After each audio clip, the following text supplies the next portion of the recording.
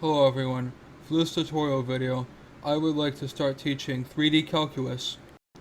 And first, I'd like to explain how the 3D coordinate system works, so that we can get adjusted to how 3D functions work later.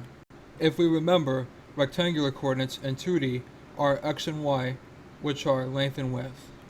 It follows that rectangular coordinates in 3D would have a z to represent the third dimension, which would be the height, measured relative to the origin.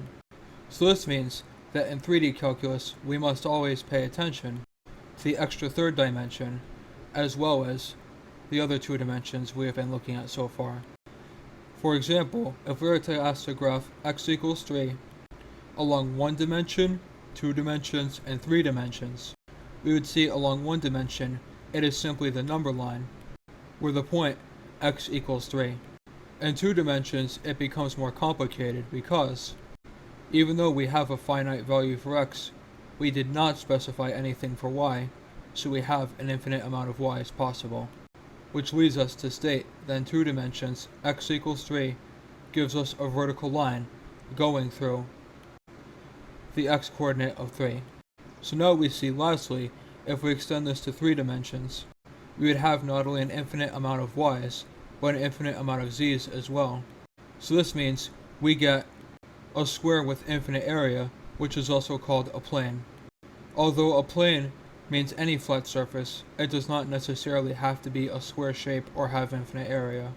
So now that we have seen concretely that a plane is defined as one of the inputs being 0, and the other two variables in the function being infinite, it follows we get the xy plane when z equals 0, the xz plane when y equals 0, and the yz plane when x equals 0.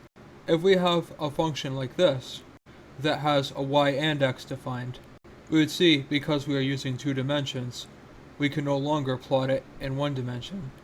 And seeing, we should be familiar with this being a linear function in 2 dimensions. So finally, in 3 dimensions, it would be this line, but with an infinite amount of z's, that forms a plane.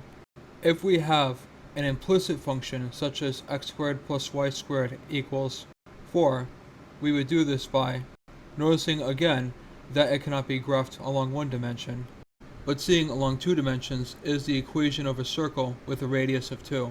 It follows, then, in 3 dimensions, we would have the same circle, but with an infinite amount of z's, as we never specified any. So we get a cylinder with infinite height.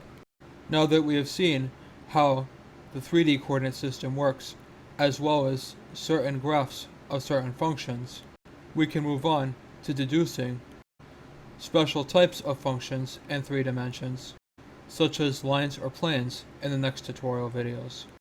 Don't forget to subscribe if you found this video informative, and make sure to see other tutorial videos, and follow me on either Facebook or Twitter for more content.